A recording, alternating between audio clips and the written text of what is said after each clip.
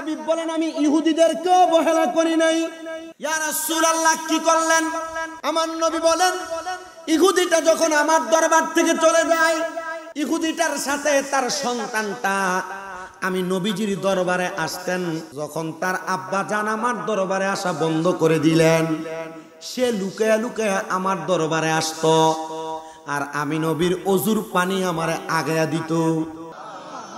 কে আগায়া দিত বলেন না? ইহুদি আগায়া দিত। বর্তমান এখন আমি জানি না আপনাদের এলাকায় রুসুম আছে কিনা। আগে মসজিদের ইমাম সাহেবদের ঢিলা কুলুপ মক্তবের ছাত্ররা বানাই দিত, ঢিলা বানাই দিত না, বানায় মক্তবের পরে শুকাত দিয়া দিত, গোসলের পানি আগায় দিত, হুজুরের জামা কাপড় দিয়া দিত। আর এখন জামা কাপড় দিব, হুজুরে দমক দিলে ফোলা কানতে কানতে বাইত গেলে পুরা গোষ্ঠী শুদ্ধা হুজুরে ভিডিও বের লাগে। কি কথা কন না কেরে? নবীজির আদর্শ আমাদের জন্য যে কত মূল্যবান আর মর্যাদা সম্পূর্ণ, এটা আপনি আমি গ্রহণ করলে বুঝতে পারবেন। আপনাদের দোয়ায় আমার তো অনেকগুলো মাদ্রাসা আপনারা হয়তো অনেকে জানেন কুমিল্লা শহরে। আমি আমার মাদ্রাসার ছাত্রদেরকে যেটা শিখাই আর না শিখাই, আলহামদুলিল্লাহ আমার ছাত্রদের মাঝে আপনি আদব খুঁজে পাবেন। আমার মাদ্রাসার ছাত্ররা এখনো তাহাজ্জুদ নামাজ আদায় করে, ছোট ছোট বাচ্চা নুরানিতে পড়ে যেগুলো। আমার মাদ্রাসার ছাত্র যিনারা ছোট ছোট প্রত্যেকদিন আসরের নামাজের পর মাগরিবের আগে খতমে খাজেগান পড়ে কান্না করে, আপনি দেখবেন এই ছোট ছোট বাচ্চা কান্না করে যে আপনার কাছে মনে হবে এই ফোলা বুঝে কি আর কান্দে কেন? ছোট ছোট বাচ্চা চোখের পানি বায়া বায়া পড়ে। আমি আমার মাদ্রাসার ছাত্র যারা তারা শিখাই। আপনাদের হোমনা মুরাদনগরে অনেক বাচ্চা আছে, ব্রাহ্মণবাড়িয়া, নরসিংদী, ময়মনসিংহের নেত্রকোনার বাচ্চা আমার মাদ্রাসা, মিল্লাত চকবাজার নূর। আমি চেষ্টা করি তাদেরকে আদবটা শিখাই। আপনারা আপনাদের সন্তানদেরকে অনেক মা বাবা কাজ করাইতে চান, ছোট ছোট বাচ্চা আরে বুঝে কি, আরে হ্যাঁ কি কাজ করবে, ছোট ছোট বাচ্চাদেরকে দিয়ে কাজের জন্য বলবেন, এদেরকে কাজ করাবেন, নিজের ছোট ছোট জিনিসটা বাচ্চাদেরকে দিয়ে আনাবেন, তখন এই বাচ্চাটা কর্মমুখী হবে। আর আপনি এটা নুনতু নুনতু করবেন আর আদর আদর বুলু বুলু করবেন, এটার জ্বর সর্দি কাশি ঠান্ডি কত কিছু ধরবো, সপ্তাহে 3 বার ডাক্তারের কাছে যাবেন, ভালোই চলে। আর আগের ফোলা বাইনে ফ্যাক গাচ্ছে, বালু আতাইছে, কত কিছু করছে, মা বাপের লোকের রোয়ার হইতে গেছে, এ ফোলারে খেতের লাইলে বয়ে দিয়া মা বাপ খেতের রোয়ার হইছে, এ ফোলা মাশাআল্লাহ কি শক্ত, গায়ের সুঠাম দেহ, এলাকার সবচেয়ে বড় কুস্তি ধরি না বেড়া। এই কথা কন না কেন? আমার নবীজির দরবারের প্রত্যেকটা কাজ উম্মতে মুহাম্মদীর জন্য ধর্মতে রূপান্তরিত হয়েছে, আর যেই উম্মত এটাকে মানছে এই উম্মত সফল কাম হয়েছে। আমার নবী লক্ষ্য করে দেখলেন ওই ইহুদি তার দরবারে আর আসে না, কিন্তু ইহুদির ছোট ছেলেটা আমার নবীজির খেদমত করার জন্য লুকায়া লুকায়া আমার নবীজির ওযুর পানি সে আগায়া দেয়। নবী রাহমাতুল লিল আলামিন, নবী মদিনার কামলিওয়ালা দয়াল নবী রাহমাতুল লিল আলামিন নবী আমার তার খেদমত দেখে বড় উপকৃত হইলেন, বড় খুশি হইলেন। নবী আমার বলেন অল্প কিছুদিন যাওয়ার পর ওই বাচ্চাটা যখন আমার দরবারে আসে নাই, আমি ফজরের নামাজ পর্যন্ত অপেক্ষা করলাম, যোহরের নামাজ পর্যন্ত অপেক্ষা করলাম, আমি আসর পর্যন্ত অপেক্ষা করে আর সহ্য করতে পারলাম না। নবী আমার ছুটে গেলেন, ইহুদির বাড়ির সামনে যায় আমার নবী সালাম দেয়, আসসালামু আলাইকুম ইয়া মানিত্তাবা আলাল হুদা, আসসালামু আলাইকুম ইয়া মানিত্তাবা আলাল হুদা। ইয়া রাসূলুল্লাহ আসসালামু আলাইকুম ওয়া রাহমাতুল্লাহ সালাম, কিন্তু আপনি সালাম দিলেন আসসালামু আলাইকুম ইয়া মানিত্তাবা আলাল হুদা, কারণটা কি? মুহাক্কিক উলামায়ে কেরাম বলেন কোন জায়গার মধ্যে যদি দেখো কোন মুসলমান আছে, তার সাথে কোন বিধর্মী মানুষ, অন্য কোন ধর্মের মানুষ আছে, তখন তুমি সালাম দিবা আপনার উপর শান্তি বর্ষিত হোক, এবং আপনার পাশে যিনি আছে আলা মানিত্তাবা আলাল হুদা, এবং তাকে আল্লাহ হেদায়াত দান করুক। হিন্দু এবং মুসলমান একসাথে থাকলে সালাম দেওয়ার সিস্টেম আর নিয়ম আছে না নাই? শিখাইলেন নবী মুহাম্মাদুর রাসূলুল্লাহ সাল্লাল্লাহু আলাইহি ওয়াসাল্লাম। ধরে বলেন সুবহান। পলকে জীবন দিয়ে দিব যদি নবী তুমি চাও, ওগো আরজি আমার এই জীবনে একবার দেখা দাও, হাবিবি ইয়া রাসূলুল্লাহ, হাবিবি ইয়া হাবিবাল্লাহ, হাবিবি ইয়া রাসূলুল্লাহ, হাবিবি লা হাবিবি ইয়া রাসূলুল্লাহ হাবিবি ইয়া হাবিবাল্লাহ জানি একদিন হবে দেখা হবে জীবন ধন্য সেই দিন দেখার আশা যাব না কো ভুলে গো যাব না কো ভুলে কলিজা টুকরা করে দিব যদি নবী তুমি চাও ও গো আরজি আমার এই জীবনে আরজি আমার এই জীবনে একবার দেখা দাও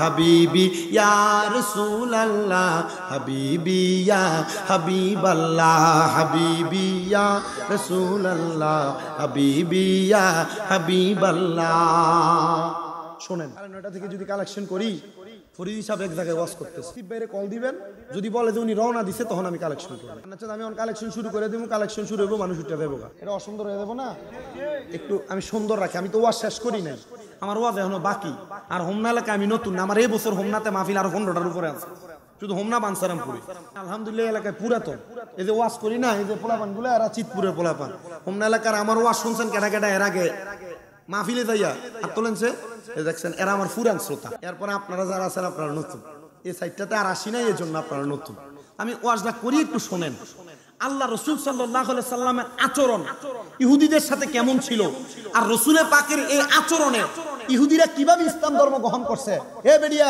আপনারা যারা এক জাল আরেক জালের লগে সুলাসুলি আর কাজ্জাকাজ্জি করেন ঝগড়া করেন ফাসাদ করেন এ আপনারা লাগা আপনারা মুসলমান বনেন না আর আমার নবী ইহুদিদের সাথে বইন না ইসলাম গ্রহণ করাইছে আমি যে কথা বলতেছিলাম যে মুসলমান এবং বিধর্মী যদি থাকে আমাদের সালাম কি একরকম না ভিন্ন সালাম আলাদা রকম আছে না নাই এভাবে সালাম দিলে লাভও আছে না নাই আসসালামু আলাইকুম ইয়া মানিত্তাবা আলাল আমার নবী গেলেন নবী আমার যাওয়ার পরে ইহুদির ঘরের ভিতর থেকে কোনো জবাব আসে না দরজা খুলে দেওয়া হইল আমার নবীজি ঘরের মধ্যে প্রবেশ করলেন প্রবেশ করার পর আমার নবী দেখলেন যে ছোট বাচ্চাটা আমার নবীজির ওযুর পানিগুলো আগে আগে দিতেন সেই ছোট বাচ্চাটা জ্বরে কাতরাইতেছে মৃত্যুর সাথে পাঞ্জা লড়তেছে রাহমাতুল লিল আলামিন নবী ওই বাচ্চাটার মাথার কাছে বৈশা আমার নবী রহমতের নবী তার দিকে তাকাইলেন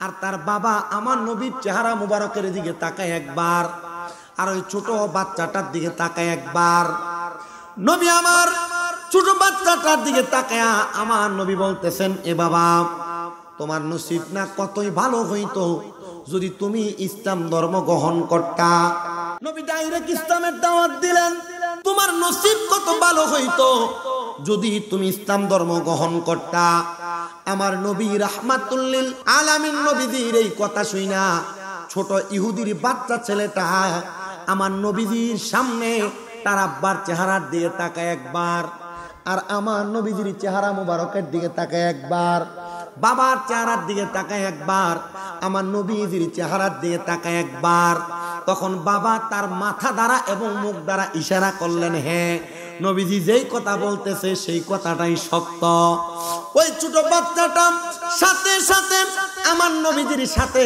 জবানের সঙ্গে জবান মিলে পড়লেন লা ইলাহা ইল্লাল্লাহ মুহাম্মাদুর সাল্লাল্লাহু আলাইহি ওয়াসাল্লাম কেউ আস্তে আস্তে পড়তেছে কেউ জোরে জোরে পড়তেছে আর কেউ গুনগুনাইতেছে না রে বাবা নবীজির এই কালেমা গুনগুন করে পড়েন না যদি সম্ভব হয় দৈনিক কমসে কম 20 বার এই কালেমা শরীফ পড়বেন যদি 20 বারে মৃত্যুর কথা স্মরণ করে কালেমা শরীফ পড়ে আপনি মারা যান আপনার মরণটা শহীদের মরণ হয়ে যাবে এজন্য আপনারা আস্তে আস্তে কালেমা শরীফ পড়েন না একটু মুহাব্বতের আওয়াজে আবার পড়েন লা ইলাহা মুহাম্মাদুর সাল্লাল্লাহু আলাইহি ওয়াসাল্লাম জবান খুলে উচ্চ কণ্ঠে জোরে পড়েন আলহামদুলিল্লাহ ছোট বাচ্চাটা কালিমা পড়ার সাথে সাথে আমার নবী রাহমাতুল লিল আলামিন নবী মদিনার তাজদার হুজুর নূর সাল্লাল্লাহু আলাইহি ওয়াসাল্লাম নবী আমার বাইরে বের হয়ে গেলেন। নবীর সঙ্গী সাথী সাহাবায়ে কেরামের দিকে তাকে আমার নবী হাসতেছেন আর বলতেছেন তার কপাল কত ভালো, তার নসিব কত ভালো, সে জান্নাতীদের কাতারে পড়ে গেছে। চিন্তা করে দেখেন আমার নবীজির জবানের সাথে জবান মিলে কালেমা পড়ার কারণে সে জান্নাতীদের কাতারে পড়ে গেছে। এজন্য আমার নবী হেদায়েতের নূর এবং সত্য ধর্ম নিয়ে আগমন করেছে। সত্য ধর্মের বাণী, সত্য ধর্মের স্পর্শ যারা যারা পাইছে তারাই দুনিয়া এবং আখিরাতকে উজ্জ্বল বানাইছে। এবার আপনারা বলেন এই সত্য ধর্ম ইসলাম পায় আপনারা সবাই খুশি না বেজার? সত্য ধর্মে ইসলাম পাই আমরা সবাই খুশি, কিন্তু আমরা সুদ খাই, আমরা ঘুষ খাই, আমরা হারাম খাই, আমরা পরের হক মাইরা মাইরা খাই। আমরা মুসলমান দাবি করি, আমরার মাথায় টুপি আছে, পাঞ্জাবি আছে, আমরা সুদে টাকা লাগাই। আপনারা বলেন এমন হারাম করো সুদ করো যারা মুসলমান দাবি করে আবার সুদের টাকা খায়, এমন মুসলমানও বাংলা সমাজে আছে না? না, শুধু আছে না, আমরা সমাজের মানুষ এই সুদকুটিরে ধরে নিয়ে মসজিদ কমিটির সভাপতি বানাই। আমরা সমাজের মানুষ এই সুদকুটিরে ধরে নিয়ে মসজিদের সেক্রেটারি বানাই।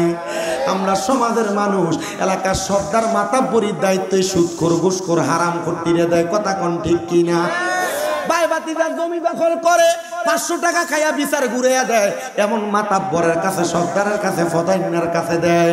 আল্লাহর কসম করে বলি রে, মুসলমান দাবি করে যদি হারাম খাও, সুদ খাও, ঘুষ খাও, পরের হক মেরে খাও, আর 500 টাকা এক কাপ চায়ের কাছে বেচা দেয়া বালা বিচারটারে খারাপ ভাবে ঘুরাইয়া দাও, খোদার কসম ও নবীর উম্মতের দলেরা, এই বিচারের কারণে আমার আল্লাহ তাআলার কাঠগড়ায় আটকা পড়া যাইবা।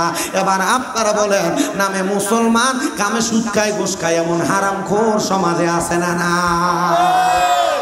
বেড়ারা সুদ খায় না, শুধু বাড়ি বাড়ি আমার চাচিরা আমার মামিরা সুদের ব্যবসা করে।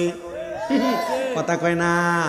যদি চাচার কাছে কয় কাকা সম্ভব হইবনি 10,000 টাকা দিতেন 3 মাসের লাগা, চাচাকে আমার কাছে নাই, তো চাচির কাছে ছাইয়া দেখ তার বইনে দিছিল, তার কাছে কয়টা টিয়া ছাইলা দিবার লাগিয়া।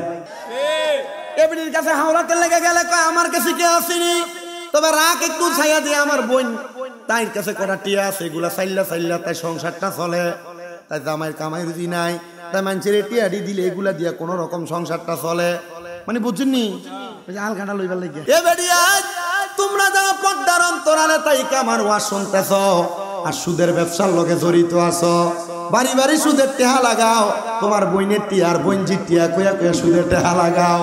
আল্লাহর কসম গো, আমার আল্লাহ তাআলা তোমারে কঠিন বিচার করবে। আল্লাহ তাআলা এমন মহিলা সুদ করতে গা আমরা হেফাজত করক, জোরে কোন আমিন। আরেকটা সুদ আছে ন্যাশনাল সুদ। বেড়ার এলাকায় মানুষ সুদখোর কইব, এলাকায় মানুষ ঘুষখোর কইব। এ কথা চিন্তা কইরা বেড়া এলাকাতে সুদের টেহা লাগায় না। আগে সরকারি চাকরি করত, 20-30 লাখ টাকা পেনশনের টেহা পাইছে। এবার চা দোকানে বইয়া বইয়া মানুষের গিবত করে, মানুষের বদনাম করে। এবার যদি কয় কাকা কামাই রুজি দ নাই এখন চলেন কেমনে, কয় আল্লাহ চালায়, কিন্তু তলে তলে খবর লইয়া দেখা যায় এবার ব্যাংকে 20 লাখ টাকার এফডিআর করে রাখছে। এই এফডিআর নামক ইন্টারন্যাশনাল সুদ, এটা হালাল না, এটা হারাম। আরেকটা সুদ আপনার বউ আপনার ফার্ম দিয়া খাওয়ায়। এটা কোনটা আমি জানি না। আজকের ওয়াজের পর আর আমার এই এলাকার দাওয়াত হইতো না। কালকে সাধনে বয়ে বয়ে কব ওয়া সবই ঠিক আছিল, শুধু একটু সাইডে ফেটে গেছে গা আসেনি। আমি কুমিল্লা যে কোনো এক থানায় এ ওয়াজ করার পরে এলাকার সব রাজি আমার দাওয়াত দিত, কিন্তু 4-5 জন এলাকার মাথাওয়ালা মুরব্বিয়ারা রাজি না। তোরা হারে দাওয়াত দিলে তোরা তোরার মতো মাহফিল কর। ফলানি কো ঠিক আছে আমরা লয়ে করলাম না, আমরা মাহফিল আমরা একা কইরাম। ফলা হয় না আলগা মাহফিল করে আমার দাওয়াত দিস। আমার দাওয়াত দেখো হুজুর আপনি যে গত বছর সুদের ওয়াজ করছেন, আমরা এলাকার ইন্টারন্যাশনাল 3টা সুদখোর যারা সুদের টেহা দিয়ে কেউ একতলা কেউ দুতলা বাড়ি বানাইছে আর কেউ ফুলারে বিদেশ নিয়ে পড়ায়, হুজুর হেতারা আপনার বিরোধিতা করছেন, নাহলে সবাই আপনার বেশি ভালো কইছে। আমি বুঝা লইছি তার মানে আমার বিরোধিতা যদি করে মন দিয়ে একটা সুদখোরই তো করব। কি কোন এই সুদ আপনার বউ আপনার হাম দিয়া খাওয়াই, ওই সুদরা অন্য কোন সুদ না। ওইটা হলো দেখবেন আপনার বউ আপনার একদিন কানে কানে কয় তুমি যে যা ইনকাম করো সব খাইয়া লাও। এ স্বামী আমার আবুদার তো একটা ভবিষ্যৎ আছে, আমরা জি পুত্রীর একটা ভবিষ্যৎ আছে, আয়ো না ব্যাংকের মধ্যে আমরা দুইজনে মিলে একটা ডিপিএস করি। চিন্তা করতেছে তলে তলে আমিও করে রাখছি, গায়ে ফিরে গেছে গা। আপনার বউ আপনার যে ডিপিএসটা করাইতাছে, এই ডিপিএস আপনি 3 বছর 10 লাখ টাকা রাখলে 5 বছর পরে টাকা তুললে 5 লাখ বেশি দিব। আরে 5 লাখ বেশি সুদের টাকা দিয়ে আপনি আপনার ফুতের ভবিষ্যৎ গড়ে তুলবেন। আমার বিশ্বাস হয় না রে, এই হারাম টাকা দিয়ে আপনার ফুতের ভবিষ্যৎ হইব নি।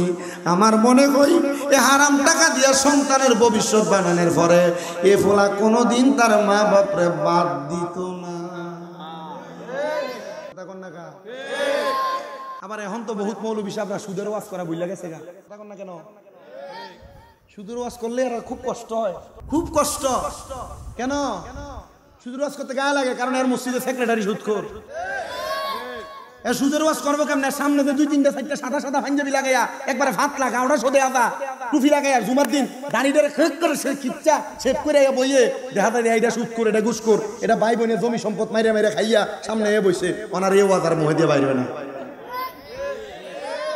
সমাজের মানুষের ক্ষতি করার জন্য, সমাজের মানুষকে অত্যাচার অনাচার করার জন্য লক্ষ্য করলে দেখা যায় অনেক মানুষ বসে থাকে মানুষের ক্ষতি করার জন্য। এমন মানুষও আছে না? এর কাম হলো সমাজের মানুষের ক্ষতি করা। শোনেন, এবার আপনাদেরকে আমি একটা সুন্দর ঘটনা শোনাই। অসুবিধা হবে আপনাদের? হুজুর আসার আগ পর্যন্ত আমি আপনাদেরকে ওয়াজগুলা শোনাই, আপনাদের মনোমুগ্ধকরতা করার চেষ্টা করব। হে মুসলমান ইমানদার, নাম আল্লাহর হাবিব সাল্লাল্লাহু আলাইহি সাল্লামের সাতটা পাক্কা একজন বান্দা, যিনার নাম হলো হযরতে আব্দুল্লাহ মারুফ রুসাফি রাহমাতুল্লাহ আলাইহি। আপনারা ওয়াজটা বুঝার জন্য আমি আপনাদেরকে হযরত ইমাম রুসাফি হিসেবে ওনাকে চিনাইলাম। ইমাম রুসাফি বলেন, আমার একটা খাসিয়ত ছিল, আমি যখন ফজরের নামাজ আদায় করতাম, ফজরের নামাজ আদায় করে আমি আমার নামাজের মুসল্লা থেকে উঠতাম না। হে ইমাম রুসাফি, আপনি কেন নামাজের মুসল্লা থেকে উঠতেন না? ইমাম রুসাফি বলেন, আমি ফজরের নামাজ আদায় করে আমি সূর্য উঠার আগ পর্যন্ত নামাজের মুসল্লায় বসে থাকতাম। ফজরের নামাজের পরে সূর্য ওঠার পরে একটা নামাজ পড়ে, যে নামাজের নাম হলো দোহারের নামাজ। কিসের নামাজ? দোহারের নামাজ আদায় করতেন। বেশি উপরে কোনো ক্লাস লাগবে না, মাদ্রাসা লেভেলের মেশকাতুল মাসাবির বাবু সলাত অধ্যায়ের মধ্যে হাদিসগুলো আছে।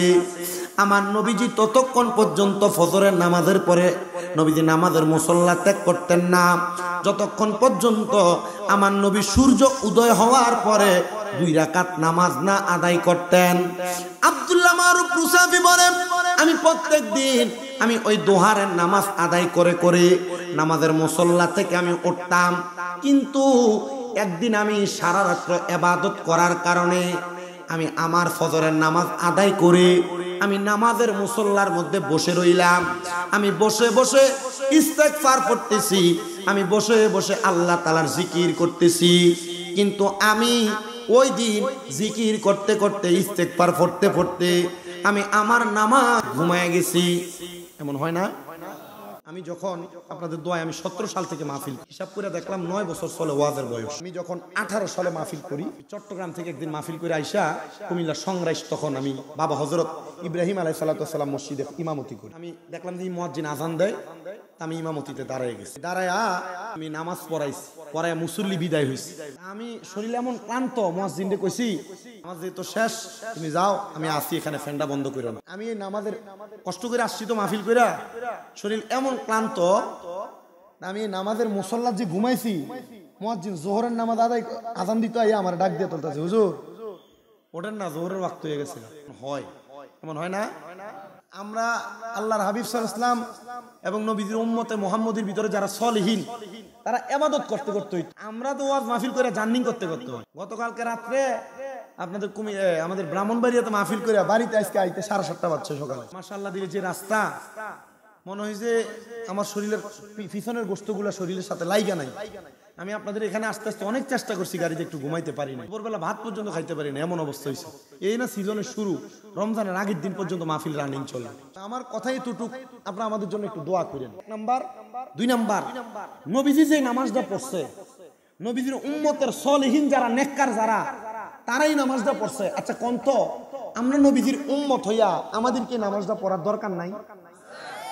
অনেকে চিন্তা করে, হুজুর ফজরের নামাজই তো পড়ি না। ফজরের আপনারা জানেননি নবীজি মেরাজ থেকে কয় ওয়াক্ত নামাজ ছিল? কোন না কয় ওয়াক্ত? 50 ওয়াক্ত নামাজ ছিল। আপনি ফরেন কয় ওয়াক্ত? 5 ওয়াক্ত পড়লে তো আল্লাহ আমলনামায় 50 ওয়াক্ত সওয়াব দেয়, জানেননি? 50 ওয়াক্ত সওয়াব দেয়। কিন্তু এই যে 50 ওয়াক্ত নামাজ, এই নামাজটি কোনটি? এই যে এশরাকের নামাজ, চাস্তের নামাজ, দোহারের নামাজ, আওয়াবিনের নামাজ, তাহাজ্জুদের নামাজ, সালাতুল খায়রের নামাজ, এমন অনেক নামাজ আছে যেটির নাম আমি এখনো জানি না। আচ্ছা, এই নামাজটি উম্মতে আদায় করার দরকার আছে না? আমরা এখন এই জাতের উম্মত নাই। যেই জাতের উম্মত আগে বৃষ্টি হইতো না, এলাকার ক্ষেতের ভিতরে বড় বড় ফিরমা শেখরা আইনা নামাজের আয়োজন করতো, মুনাজাত দিয়ে সালাম ফিরান, নামাজ পড়ে সালাম ফিরানোর আগে জোরজোরানি দিয়ে বৃষ্টি পড়তো। আর আল্লাহ রহমতুল্লাহ আমরার মতো মোল্লা মৌলবী সাহেবরা যদি মাথা ফিরতে ভাঙ্গিও লাই, বৃষ্টি হয়ে গেল। কারণ আমরা হারাম খোরের ঘরে খাই, সুদখোরের ঘরে খাই, ঘুষখোরের ঘরে খাই, পরের হক খাইতে খাইতে আমরা এই সিনা নাই, এই সিনা বউ সিনা হয়ে গেছে। নামাজটা পড়েন যারা মুরব্বী আছেন, আপনাদের তো ঘুম হয় না। আমার কাছে সবচেয়ে বেশি ভালো লাগতেছে এই যে দরবারি টুপিগুলো আছে, বিশেষ করে আজকের মাহফিলে যুবকরা চাইতে মুরব্বীরাই বেশি। এটা আমার কাছে বেশি ভালো লাগছে। আলহামদুলিল্লাহ, আল্লাহর দরবারে শুকরিয়া। আর এটা হওয়ার একটা কারণ আছে, কারণ এখন এই টাচ মোবাইল দিয়া কি খেলা না, পাবজি খেলার, ফ্রি ফায়ার খেলা, আমি আইতো দেখছি এই যে রাস্তাটার পাশে দিল্লির মতো বানাইয়া এক লগে 10-12টা বই দিছে। বহু সংসার নষ্ট করে দিছে, বহু পরিবার নষ্ট করে দিছে। আমাদেরকে বোঝার তৌফিক দান করুন। আমি আমার মা বোনদেরকে বলবো, আমি আমার ভাই বাবাদের কাছে বলবো, আপনাদের যাদের স্ত্রীরা আপনাদের সন্তানদেরকে ভাত খাওয়ানোর জন্য সামনে মোবাইল আর কার্টুন দিয়ে রাখে, এটা পরিহার করেন। আপনার সন্তান অটিজমের শিকার হবে, অটিজম বুঝেন তো, এটা মাজুর হয়ে যাবে, এটা চোখে কম দেখবে, ট্যাকরা হবে, হাত পা বিকলাঙ্গের মতো হয়ে যাবে, উল্টা পাল্টা হাঁটবে, হাঁটতে যেয়ে পড়ে যাবে, পড়ালেখায় মন বসবে না। কেন জানেন? ওই যে মোবাইলের প্রতি আসক্তির কারণে। এই মোবাইল আসক্তি, এই মোবাইল ডিভাইসের যেই ভাইব্রেশন আপনার সন্তানের ব্রেইনে অ্যাটাক করে, এই ব্রেইন অ্যাটাক করার কারণে আপনার সন্তানের ব্রেন শক্তি লোপ পায়, স্মৃতি শক্তি লোপ পায়। আপনি আপনার স্ত্রী মাশাআল্লাহ ভিডিও কত সুন্দর মোবাইলের কার্টুন লাগাই দেয়, যদি ধমক দেয় এই মোবাইল নাও না কেন, আরে কার্টুনটা লাগালে বাচ্চাটা ভাত খায়, আর একদিন 2 দিন 3 দিন দেখবেন এমনি খাবে। এটা করার কারণ কি? কারণ বেডি যখন এই ফুতেরে আর এই জিরে ফেডেল হইছে, এই ভিডিও মাশাআল্লাহ দিলে তাসবিহ পড়ব, জিকির আজকার করব, দুরূদ পড়ব না। এবিডির কাম এটা না। এবিডি কি করছে? সন্তান গর্বে আর বয়ে বয়ে টিকটক চাইছে। কেডা কেডা ঠিক কইতাছে, আমি চাইতাছি কিন্তু। এই কথা বলেন না কেন, আছে না নাই? আর হুজুর বড় পীর গাউসে পাক আব্দুল কাদের জিলানীর মা কয়, আমি আমার ফুতের গর্বে লইয়া 18 পারা কোরআন পড়ছি। আর গাউসে পাক কয়, আমি দুনিয়াতে আসার পর 18 পারা কোরআন শরীফ এমনি মুখস্থ বানাইছি। তো তুমি কবর, তুমি তোমার ফুতেরে আর জিয়ারে গর্বে লইয়া তুমি টিকটক চাইবা, আর এ ফুতে বড় হইয়া তোমার ফিটটা ঠিকঠাক করবো। কথা কয় না কেন, ঠিক না বেঠে? আর গাউসে পাকের মতো আল্লাহর ওলি মার গর্ভ থেকে 18 পারা কোরআন শুনছে, আর দুনিয়াতে এসে 18 পারা কোরআন শোনাইছে। আপনারা বলেন, আমরা আমাদের সন্তানদেরকে ভালো করার জন্য এমন একটা আদর্শ স্ত্রী বিবাহ করারও দরকার আছে না? না, স্ত্রী আদর্শ কর্তিকা আপনি বেডিরে ফজরের নামাজের কথা কইতেন পারেন না, কারণ আপনি নিজে ফজরের সময় নায়াতাল দিয়ে ঘুমান। কয় না কা কথা বেড়ায়, আপনার কষ্ট হইতেছে? এই আমি কি আর একটু বেশি ওয়াজ করলাম না, সমস্যা হইব? আমরা আমার টিহারে আনছেন না বেটা, হোসাইলাম করি কতক্ষণ কি কন? আমার মুসলমানেরা ওয়াজটা কই আছিল জানি, একবার দুরূদ শরীফ পড়েন। সালাতুনিয়া সালামুনিয়া সাল্লাল্লাহু আলা সাল্লাল্লাহু আলাইহি সাল্লাল্লাহু আলা মুহাম্মদ সাল্লাল্লাহু আলাইহি ওয়াসাল্লাম। হযরত ইমাম রুসাফি উনি বলেন, আমি আমার নামাজের মুসল্লার মধ্যে ফজরের নামাজের পরে ঘুমায় গেলাম। আমি যখন ঘুমায় গেলাম, ঠান্ডা দেন না মিয়া, গ্রামে তো শেষ। হযরত ইমাম রুসাফি বলেন, আমি যখন ঘুমায় গেলাম, আমি ঘুমানোর পরে হঠাৎ করে আমি আমার এলাকার একজন নিকৃষ্ট ব্যক্তিকে স্বপ্ন দেখলাম। বালা মানুষ না খারাপ? আমি দেখলাম ওই নিকৃষ্ট ব্যক্তি, এই ব্যক্তি আল্লাহ তাআলার সুন্দর জান্নাতের বাগানের মধ্যে ঘুরতেছে আর ঘুরতেছে। আমি তারে আমার ঘুমের ঘরে স্বপ্নে তারে প্রশ্ন করলাম, এ আল্লাহর বান্দা, তুমি না নেশা করতাম, তুমি না বাজে কাজ করতা, তুমি না মানুষের প্রতি হারাম ভাবে অত্যাচার অনাচার করতা, তোমার মতো ব্যক্তি কোনোদিন এমন ভালো জায়গায় থাকতে পারে না, এটা আল্লাহর কোরআন বলে। তোমার কারণটা কি তুমি আমারে বলো। ওই আল্লাহর বান্দা ডাক দিয়া বলতেছেন, আমি সারা জীবন হারাম খাইছি, নেশা করেছি। যারা নেশা করেন এই কথাটা একটু মনে রাখবেন, যারা নেশা করে, নেশা করার সময় তারা ঈমান থাকে না, তারা বেঈমান হয়ে যায়। মদ, গাঞ্জা, ইয়াবা, এমন যত রকমের নেশা আছে, নেশা যখন করে, নেশা করে তখন কি থাকে না, নেশা করে বেঈমান হয়ে যায়। কালেমা পড়ার আগ পর্যন্ত তার ঈমান ফিরে আসে না। 2 নাম্বার, আপনারা যারা চুরি করেন, চুরি বুঝেন তো, চুরি বুঝেন তো, মনে করেন আমার একটা গাছের বড়ুই, গাছের ক্ষেতের মূলা, ক্ষেতের খিরা, গাছের কাঁঠাল, গাছের আম, গাছের ক্ষেতের দৈন্যা পাতা, গাছ কাটতে যায় এটা মুড়া বাইন্দা লয়ে লাগে, দৈন্যা পাতা মালিকের অজান্তে তাকে না বইলা কোনো কিছু নিয়ে যাওয়ারে কি কয়? কারণ অজান্তে কাউরে ঠকাইয়া কম দেওয়াটারে কি কয়? চুরি। তোর যখন চুরি করে তার ঈমান থাকে না, কালেমা পড়ার আগ পর্যন্ত তার ঈমান ফিরে আসে না। 2 নাম্বার। 3 নাম্বার, কোন জেনাখোর যখন জেনা করে, এই যারার ঘরে বউ আছে, তুমি তোমার স্বাস্থ্য বোনের দিকে চাও, তালতো বোনের দিকে চাও, খালতো বোনের দিকে চাও। এ মহিলারা যারা স্বামী বিদেশে, আপনারা যারা স্বামী ছাড়া অন্য পর পুরুষের সাথে কথা বলেন, এটাকে জিনা বলে। কি বলে? জোরে কোন? কিছুদিন আগে কুমিল্লা চান্দিনার এক ছেলে কানতেছে, হুজুর আমার বিদেশ করা 7 বছরের ইনকামের টাকা আমার স্ত্রীর অ্যাকাউন্টে, আমার 2টা বাচ্চা, একটা বাচ্চার বয়স 4 বছর আর একটা বাচ্চার বয়স 7 বছর, আমার স্ত্রীরা আমার বাচ্চাগুলারে ফালায় চইলা গেছে বলে বেটা ফেল ফেল করে কান্না করে দিছে। আমি গেলাম, কান্দেন কেন বেটা? যে বেডি আপনার চিন্তা করছেন না, আপনি এই বেডির জন্য কান্দেন? আমার কো হুজুর আমি আমার এই বউয়ের জন্য কান্দি না, টাকা নিয়ে গেছে আমি এর জন্য কান্দি না, আমি কান্দি আমার এই 2টা বাচ্চা ফালাইয়া দিয়ে গেছে। বাচ্চাগুলো বিয়ে করলে আমার বউ আসবে, কিন্তু আমার এই বাচ্চাগুলো তার মা আর পাবে না। এমন আপনাদের স্ত্রী থাকার পরে যারা জেনা ব্যভিচারে লিপ্ত, যে মহিলাদের স্বামী প্রবাসে থাকার পরেও তারা পরপুরুষের সঙ্গে কথাবার্তা বলে, আল্লাহর নবী বলেন, আপনারা মনে করেন শুধু মেলামেশা করলেই মনে হয় জিনা, না। একটা পুরুষ মানুষ তার অপরিচিত গায়রে মাহরাম নারীর সঙ্গে কথা বলা তার মুখের জিনা, গায়রে মাহরাম নারীর দিকে তার চোখ দিয়ে চাওয়া তার চোখের জিনা, গায়রে মাহরাম নারীর কথার আওয়াজ তার কান দিয়ে শোনা তার কানের জিনা, গায়রে মাহরাম নারীর দিকে হাত দিয়ে স্পর্শ করা তার হাতের জিনা। শুধু মেলামেশা করলেই জিনা হয় না, মুখের কথার দ্বারা জিনা হয়, চোখের তাকানোর দ্বারা জিনা হয়, কানের কথা শোনার দ্বারা জিনা হয়, মহিলাদের গলার আওয়াজের গান শোনার দ্বারাও জিনা হয়। আর আপনারা এই বাউল গান শুনবার লাগা বেরিয়ে যেই বাউল গানের আসরে যে আপনারা তাড়াতাড়ি এটাতে যান। কি কথা বল না কেন? এটা জেনা ব্যভিচার, প্রকাশ্য জেনা। গান হয় না এলাকায়? তুই বইয়ে থাক, নাম কষ্ট শতান আমি জানি না কোন জায়গার মধ্যে পেছনে নাম দেয় উরুস মুবারক, স্টেজের ভিতরে শিল্পী আইনা নামায়া দেয় অমুক সরকার বেডি, কাইল দেখা যায় কত সুন্দর ঝিলমিলাইনা পোশাক পরা বেডি নাচে। আল্লাহর কসম, যেডি এগুলার আয়োজন করে এগুলা 1 নাম্বার বেহায়া, যারা এগুলা করে তারা আরেক নাম্বার বেহায়া, আর আপনাদের মধ্যে যারা যারা এগুলা দেখতে যান আপনারা তার চাইতে আরো বড় বেহায়া। এখন আর ঠিকটা জোরে আইয়া না কোনটা দিয়ে আক্কা তার সামনে দিয়া কোমরটা ডুলানিটা খাওয়ানোর লাগিয়া এটা সামনে দিয়ে দেবো সারস না। এবারে কিন্তু মসজিদে যাইতো কইলে আরে রাখা ওযু কর লাগে ভিতরে ঠান্ডা লাগে, এবারে সামনে দিয়ে মানুষ ধাক্কা মেরে বইয়ে সিজার বেটা সিজার দাড়ি ফেকে গেছে। এবারের মতো এলাকার সব মুরব্বি কবরে গেছে, আর এবারে এই এর ভিতর বাউল গানের ভিতর দিয়ে কয় অতিথি 10,000 টাকা দেয় এটা, আর মাহফিলে লেগে কয় 10,000 টাকা দাও নাই তো কামাই দি নাই কামেন্ট চলতারি না এ আসেনি এমন সিজা। হ্যাঁ বেডিয়ে তোর কোমর নাসানি সাইবার লাগা তোমার কাছে 10,000 টাকা আছে, বাউল গানের ভিতরে তুমি অতিথি, আল্লাহ কবরে গেলে এমন ফিডা ফিটবো মাথা না ডিডি সব মাংবো বেটা।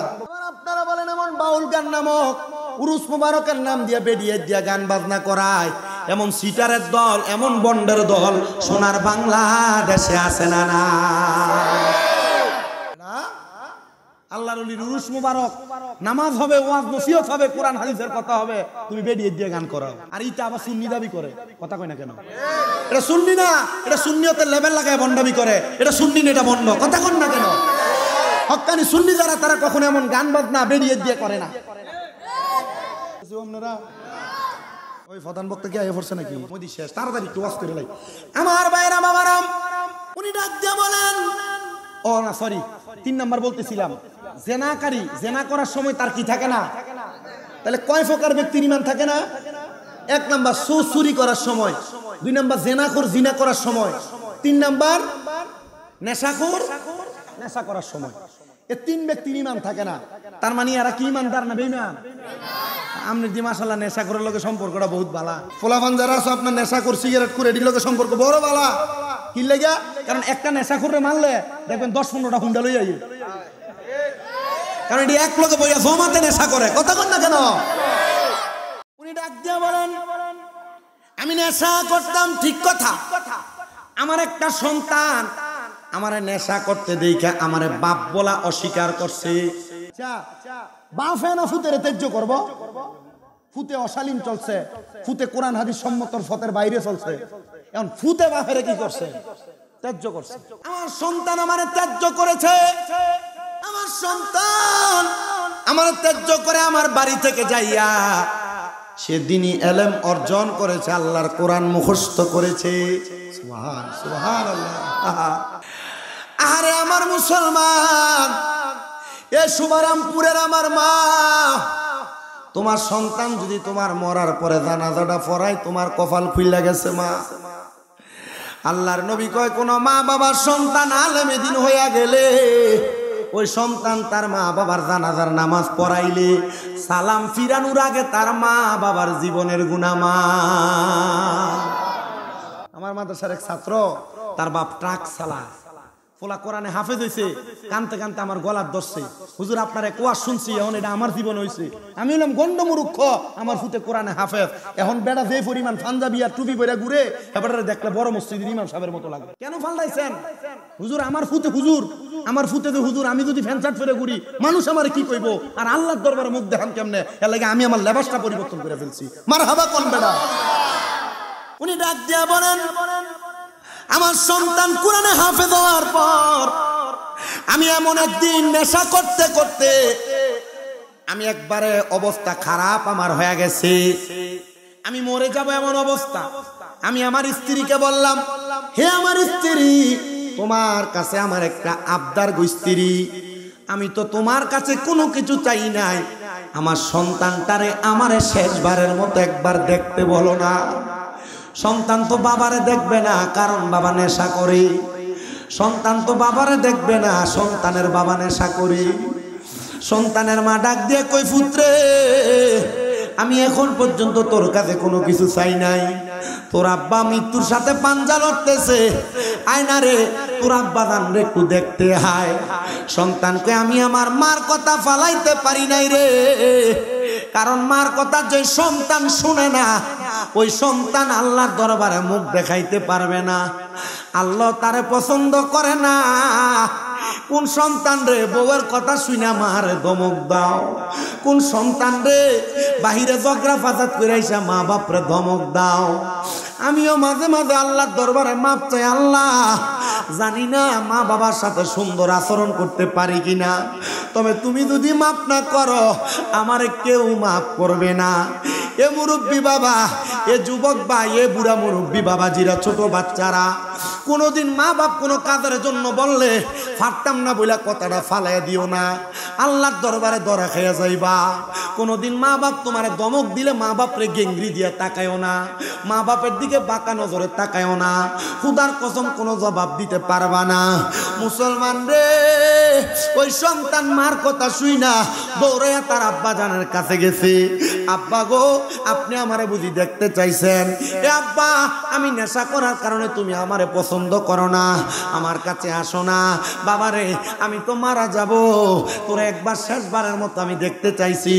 সন্তান কই সুযোগ পাইছি, ডাক দিয়া কই আব্বা যান আপনি মারা যাইবেন, সারা জীবন পর্যন্ত নেশা করেছেন, আমি আপনার কাছে আবেদন জানাই আপনি এই মুহূর্তে তাড়াতাড়ি আপনার মুখটা ধৌত করেন, ওযু বানান, আমি আপনার কালেমা পড়াই গো আব্বা যান। বলে আমি আমার সন্তানের কথা শুই না, ওই দিন রাত্রবেলা কালেমা পড়ছি, আমার সন্তানের কথা শুই না ওযু কইরা শুইছি, ওযু কইরা শুইয়া রাত্রবেলা এশারের নামাজ পড়া পরের দিন ফজরের নামাজও পড়ছি। ফজরের পরে আমি যখন ঘুমাইছি, ঘুমানোর পর আর আমি সজাগ হইতে পারি নাই, আমি ইন্তেকাল করেছি। ইন্না লিল্লাহি ওয়া ইন্না ইলাইহি রাজিউন। আমি যখন ইন্তেকাল করলাম এরপর থেকে আল্লাহ তাআলা আমার নাজাত দান করেছে। বলে কারণ কি? কারণ কি? বলে আমার সম্পদের অভাব নাই, আমার টাকা পয়সার অভাব নাই, ধন দৌলতের অভাব নাই, আমার আল্লাহ তাআলা আমার ধন দৌলত গুলা আমার সন্তান ওয়ারিসদার হওয়ার কারণে সে আল্লাহর কোরআন শিখা তার সম্পত্তির মধ্যে সে আল্লাহ তাআলার কোরআনের দাওয়াত দেওয়া শুরু করেছে। জোরে কোন সুবহানাল্লাহ।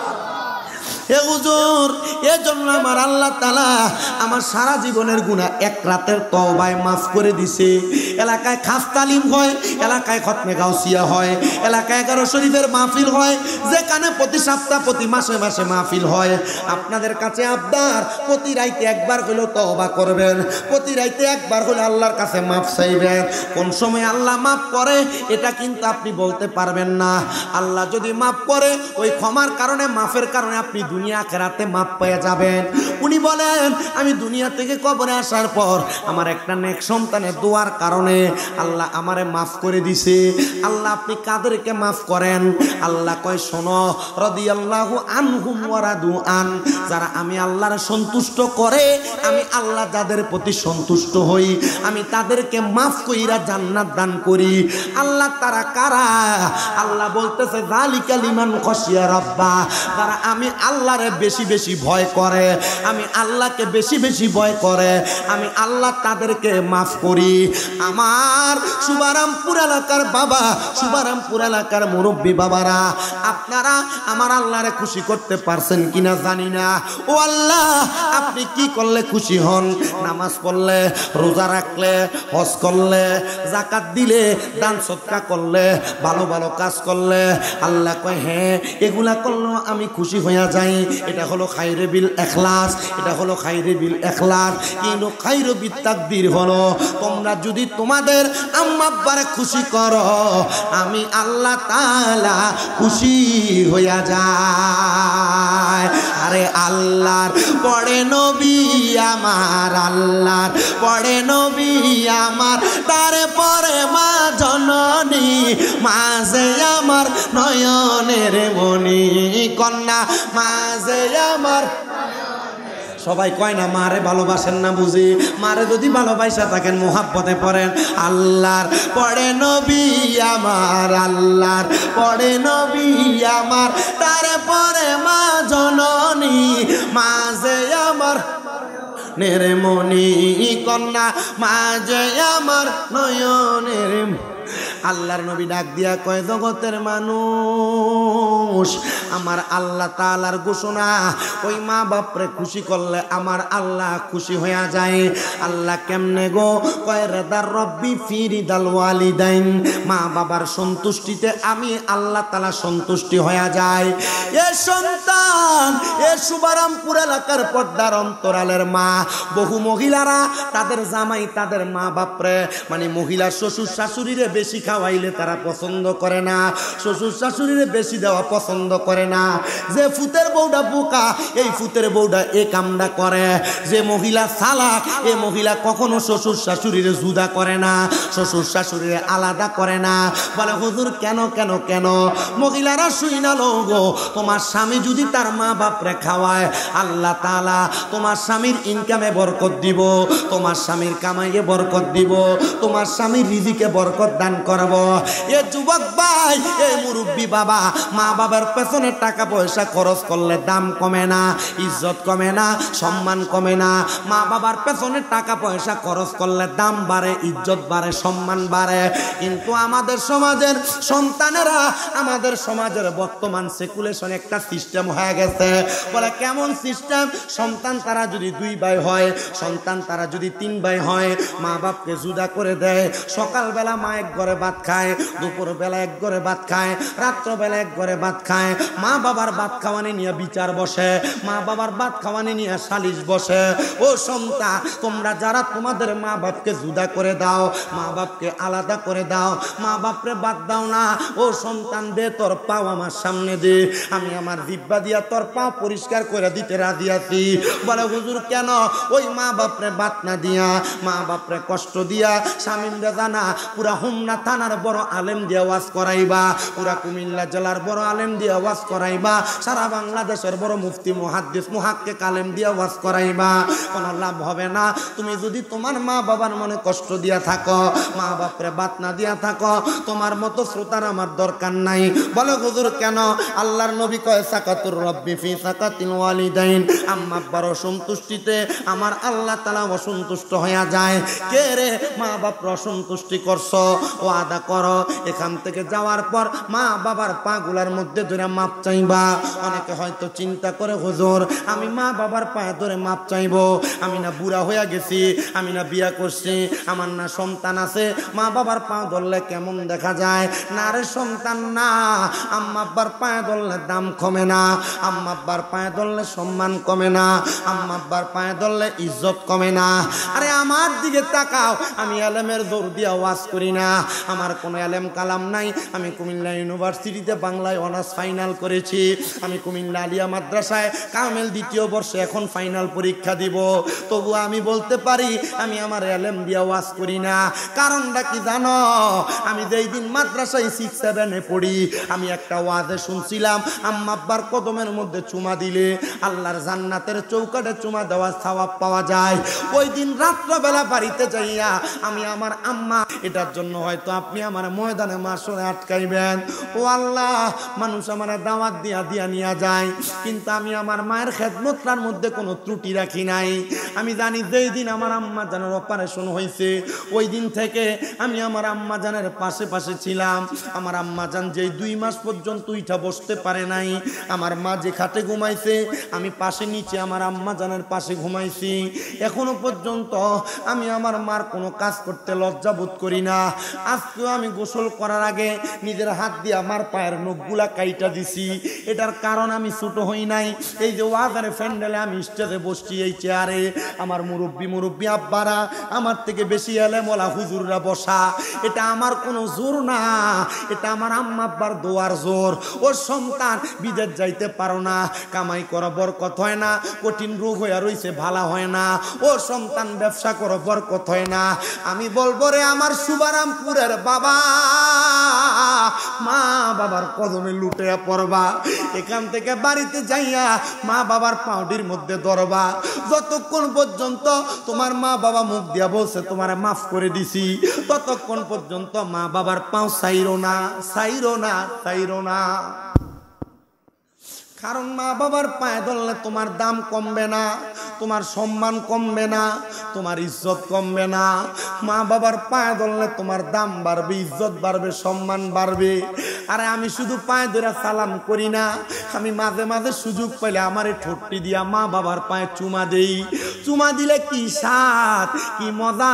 আল্লাহর জান্নাতের চৌকাঠে চুমা দেওয়া সওয়াব পাওয়া যায়। শিরিকার বেদাতের ফতুয়া খুঁজবা না, না না না না না না, খুঁজো না। কারণ আম্মা আব্বা এত বড় রত্ন, ওই মা বাবার মতো রত্নরে যত্ন না করলে জাহান্নাম। মা বাবার মতো রত্ন বাইচা থাকতে মাপ চাও। অনেকে চিন্তা করে হুজুর 2 ঈদের সময় মা বাবার পাঁচিয়া সালামি তো করি না, আমি কেমনে মা বাবার পায়ে চুমা দিব? এ সন্তান, তুমি চুমা দাও আর না দাও, তুমি পা ধরে মাপ চাও আর না চাও, জানো নি রে, যাদের মা নাই, যাদের বাবা নাই, তারা চিন্তা করতেছে হুজুর যাদের বাড়িতে বাবা আছে, যাদের বাড়িতে মা আছে, তারা বাড়িতে যায় মার পায়ে ধরে মাপ চাইবো। আমার তো আম্মা নাই, আমি কার পায়ে ধরে মাপ চাইবো? অনেকে চিন্তা করে হুজুর যাদের বাড়িতে বাবা আছে তারা বাড়িতে যাইয়া বাবার পায়ে ধরে মাপ চাইবো। ও হুজুর আমার তো আব্বা নাই, আমি কার পায়ে ধরে মাপ চাইবো? ও সন্তান, তোমার আব্বা মা বড় কষ্ট করে তোমার মানুষ করছে। আব্বা নিজের রক্তরে পানি বানাইছে, নিজে খায় নাই, তোমারে খাওয়াইছে। আজকে ওই বাবা কবরে, আব্বা কবরে কেমন আছে তুমি সন্তান জানো না। ভালোবাসি তোমায় বাবা, বুকটা যে যাইছি রে, তোমার কথা হৃদয় মাঝে পড়ছে বারে বারে। বাবা তুমি কেমন আছো ছোট মাটির ঘরে, তোমার কথা হৃদয় মাঝে পড়ছে বারে বারে। বাবা গো ও বাবা, বাবা গো ও বাবা। এ সন্তান, তোমার বাপ মা তোমার লাখ লাখ টাকার জায়গা জমি দিয়া গেছে, তুমি ওই জায়গা জমি ব্যবহার করো, কিন্তু তুমি তোমার মা বাবার জন্য দোয়া করো না। সন্তান রে, মা বাপ তোমার যে লাখ লাখ টাকার সম্পদ দিয়া গেছে, তুমি প্রতি মাসে মা বাপরে যদি ফল কিনা খাওয়াইতা, তুমি 12 মাসে 12,000 টাকার ফল কিনা খাওয়ানো লাগতো। কিন্তু তোমার মা, তোমার আব্বা জান এখন কবরে, মা বাপরে খাওয়াইতে পারো না। মা বাপ যে জায়গা জমি দিয়া গেছে, যদি তোমার না থাকতো, যদি ভাড়া থাকতা, প্রতি মাসে 5,000 করে ভাড়া দিতা, 12 মাসে 60,000 টাকা ভাড়া দেওয়া লাগতো। একটা সন্তান কইবা হুজুর আমার মা বাপ থাকলে মা বাপরে খাওয়াইতাম। এই কবরস্থানটার জন্য আমি আমার আম্মা আব্বার মোহাব্বতে আমি 20,000 টাকা আল্লাহর ওয়াস্তে দান করে দিব, আমি 50,000 টাকা আল্লাহর ওয়াস্তে দান করে দিব, আমি 10,000 টাকা আল্লাহর